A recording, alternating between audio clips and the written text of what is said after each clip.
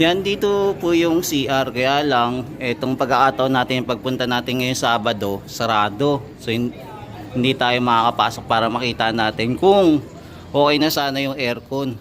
Ayun pa sana pa naman yung pinaka-highlight natin ngayong araw na to. Yung masilayan yung aircon. Kaya lang tagilid tayo, hindi na natin masisilayan yung aircon dito sa CR. Ito yung pinaka first public CR na may aircon. O saan ka pa? May aircon, di ba? And ito naman po yung sa PWD. Tuloy-tuloy pa rin po yung paggawa dito. Ayan, ito yung panlalaki naman. Tapos nandito pa rin po yung pumping station. Hindi pa po kasi kompleto at hindi pa naman totally gawa ito. Ito, posible naman po itong tatanggalin pag nagawa na po yung area dito para sa PWD. So ayan. So ito yung pangyayari ngayong Sabado. Yan, kamusta po? Ito po ulit si JR Doria TV. Update po muna tayo dito sa Pasig River Esplanade. So ngayong araw na po ito ay Saturday, September 28, 2024. Ayan, so bagong vlog na naman tayo dito, guys. Ayan, mga beshi, akla, and many more. Ayan, kamusta mga kababayan? Sa mag-isa ibang bansa, Luzon, Visayas at Mindanao. Magandang umaga po, magandang hapon, magandang tanghali, kahit anong araw yan. Basta yun na yun. Tara, simulan na natin pag-ikot ulit, guys. Ayan, so ngayong araw ng Saturday po, open naman po yung mga food stall natin. So, ang matitibay na food stall pa rin po natin yung fruit shake, Jose Quesos, Peace Stop, at saka yung Live, Love, Eat. Ayan, ito po yung mga nananatili, at saka si Cohe Avenue. Ayan, ayan guys, mga tropa kids. Ang daming tao ngayon, ang daming namamasyal. Tapos may nakita din tayong foreigner na namasyal dito sa Pasig River Esplanade. Ayan, kaya mag-ikot-ikot tayo, guys, alamin natin mula hanggang dulo hanggang dito kung gaano karami yung namamasyal, lalo na sa Sabado, tapos holiday kasi, so family day. Ayan, tingnan natin kung may ispatan din tayo makakalat dito. Ayan, may mapapansin din pala tayo nagpa-picture, oh. Ang cute ng bata. Ayan, di ba? Ang dami nagpa-picture dito. Oh, ayan, oh, ang cute nyo. Panalo, ang galing mag-model. Di ba? Nice, di ba? Ganito sikat po dito etong Pasig River Esplanade. Ang daming nagpapa-photoshoot. Kasi dito naman libre naman po, kaya hindi kayo talo magpa-photoshoot dito. Kaya kung may time kayo, mga tropa kids dyan, punta lang po kayo dito sa Pasig River Esplanade. Napakadali lang po itong puntahan. Basta baba lang po tayo sa Loton, tapos tawid po papuntang Liwasang Bonifacio. Tapos may makikita po tayong Philippine Post Office. Ayan, doon po sa likod na yon, nandun na po yung Pasig River Esplanade. Ayan, mukhang supported ang mga mommies para sa kanilang anak. Napaaga ata yung Halloween. Magkakaroon kaya ng Halloween party dito, no? Ayan, abangan natin na maraming mangyayaring event dito. Super ganda. Ayan, mga tropa kids, ang dami talaga mga tao dito ngayon. Ito po yung pinaka-entrance ng Pasig River Esplanade. Ito po yung mga dumadaan naman po mga sasakyan, at available po ang ating mga parking po. Ayan, available maging po sa mga kotse. Ayan. Kahit mga po yung bike, pwede naman pong pumasok sa Pasig River Esplanade. Kung sayang nyo yung lakad ko. Ayan, may mapapansin din po tayo mga nagtitinda dito, Ayan, mga pa-balloons. Bagay na bagay po ito sa Pasig River Esplanade. Ayan, di ba? Popular na po yung Pasig River Esplanade. Paano pa kaya pagka umabot to hanggang Intramuros, di ba? Lalo pa po itong sisikat. Napakasimple pa lang po to.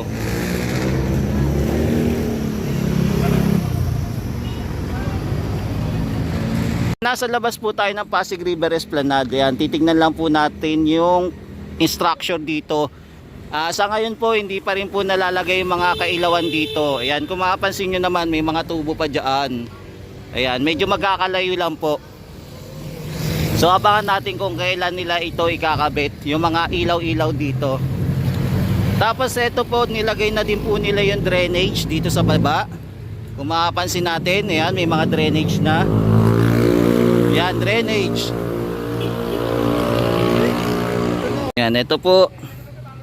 Abangan na lang natin maayos ng lubusan itong area. Yan, kung mapapansin niyo po sa live natin, 'di ba? Ito hinukay na po pala ito lahat 'to. Mukhang maglalagay po ata dito ng tubo. Ayan. So hinukay na, no? Yan, nandito po tayo sa labas. Silipin lang natin tong labas kung ano na itsura. Ayan, may napapansin tayo dito nakalawit na tubo. Pero magkakalayo siya, hindi siya magkakalapit eh. Di ba? Yan, ano kaya mangyayari diyan? Abangan natin. Ayoko muna kasi comment talaga kung ano ilalagay dito hangga't wala tayong nakikita. Yan yung tubig po, nandito pa rin yung tank, water tank, nandito pa rin, hindi pa rin po tinatanggal. Ito po kasi yung bandang may CR. Ayan, yung area na yan. So nakakabit pa rin. Tapos meron po silang pumping, parang pumping po, para mahigop po yung tubig dito sa tangke, plastic tank.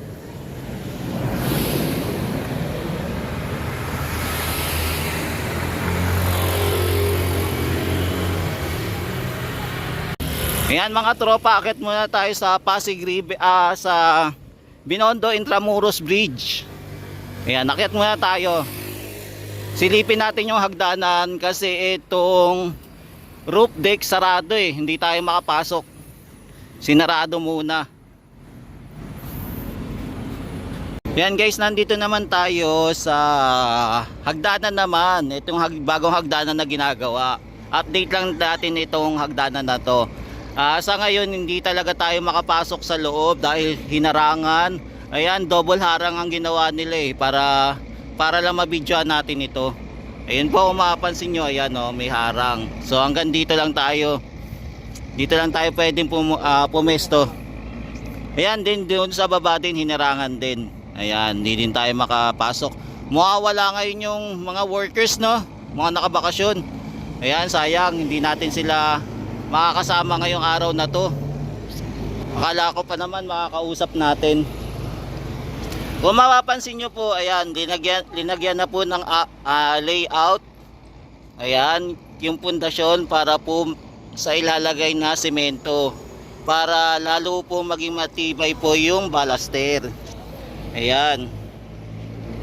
So baka lang po natin, baka ito gawin po sa Lunes na siguro.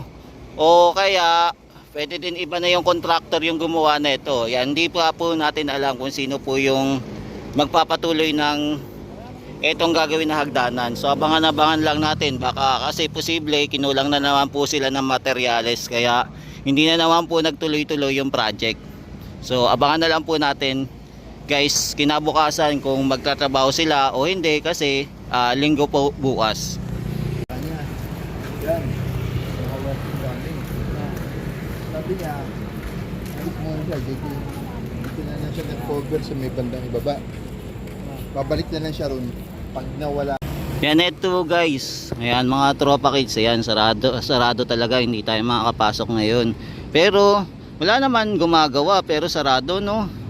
Sayang yung pagkakataon natin makapunta dito, no? Di bale, wala kasi mga construction worker, kaya siguro sinarado muna talaga ng mga guard para wala muna talaga umakyat dito sa area. Ayan, no? Yan, so hanggang dito lang talaga yung update natin, hindi tayo pwedeng pumasok. Wala tayong makakausap ngayon mga construction worker na pwedeng tumulong sa atin para makaikot-ikot tayo dito sa lugar ng Phase 1C kung saan patuloy pa rin yung paggawa. Katulad dito sa cobblestone, may napansin na tayo yung ibang part ng cobblestone sinesementohan na. Diba? Yan o, kung mapapansin nyo, yan o, meron na, diba? So ito, ang ganda pa rin, diba? Ito talaga yung magandang mamasyal ka pagkagabi, no? Panalong panalo talaga. Napakaliwanag dito sa lugar na to. Yan. Kaya abangan natin yung mga susunod na project ni First Lady Lisa Marcos. Ayan, abangan natin guys ha. Ayan, posible ito yung mga ano natin, mga supporter natin, lalo na sa mga sumusupport kay PBBM. Ayan, matutuwa sa next project. Ayan, at saka shoutout din pala sa mga fans natin diyan, lalo na sa mga basher natin. Ayan, salamat sa inyong pagsuporta. Alam ko na nalulungkot kayo dahil sa mga ginagawa ng Pangulong BBM at maging si First Lady. Yan. Medyo mahaba-haba pa po tayong iiyak, kaya okay lang po yan. Ayan, salamat din po sa pagsuporta at saka sa pagbisita sa akin. Ayan, malaking tulong po yan yung mga pagme-message nyo sa akin. Hindi naman tayo talunan para dyan lang sa message nyo, kundi natutuwa pa nga ako at may oras pa kayo para bisitahin ako. Ayan, thank you po. Ayan, salamat sa pagsuporta sa ating mga malulupit na basher dyan. Thank you. Nakuha na ko lahat dyan. Yan, kung mapapansin nyo din guys, oh, yung ilaw na LED na dugtungan na. Di ba yung nakaraan nagdidebate tayo dito na walang ilaw? Ayan, nadudugtungan na unti-unti. Mga nadidinig tayo ng LGU, bakit walang ilaw? Ang problema na lang doon sa Jones Bridge, hindi pa rin kompleto yung ilaw, hindi pa rin tumatawid doon sa kabila. So antayin natin, baka sakaling tumawid na yung ilaw papunta doon sa kabila. Ayan, yung LED doon sa ilalim, di ba, nakapansin nyo walang ilaw. Ayan, abangan din natin. Pero dito, oh, successful. Nilagyan na nila ng ilaw, di ba? Ayos. Ayan, gumaganda ulit yung Binondo, at tapos kasabayan mo pa ng Pasig River Esplanade. Ito pa rin po yung Binondo Intramuros Bridge. Ayan, maganda pong mamasyal dyan. Ayan, lalo na pagka nabuksan ito, madali na po makapunta yung mga kababayan natin papunta dito sa Binondo Bridge. Ayan, makakaikot-ikot na tayo. Ang iwasan lang po natin dito sa Binondo Bridge, ayan o, kung makapansin nyo, may mga vandalism kasi. Dapat yung mga pumupunta dito, hindi sila nagbabandalism. Dahil hindi naman po ito sulatan eh. Hindi ito parang ano, bang tawag doon, yung mga love cupid para magsulat-sulat ng kung ano-ano. Ayan.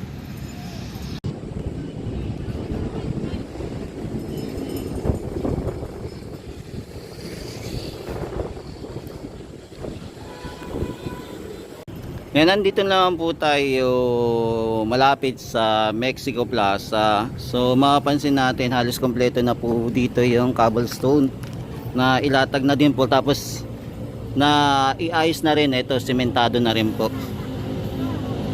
Yan, sinementohan na rin po ito. Ang gagawin na lang po dito siguro lilinisin na lang. Ito may mga part pa pala po na hindi sementado. Ayan. Pero itong part na to okay na po. Ayan, kung mapapansin natin, di ba? Nakasementado na. Sementado na yung area.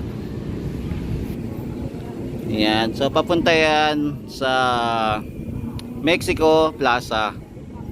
So ito yung latest update natin dito sa area.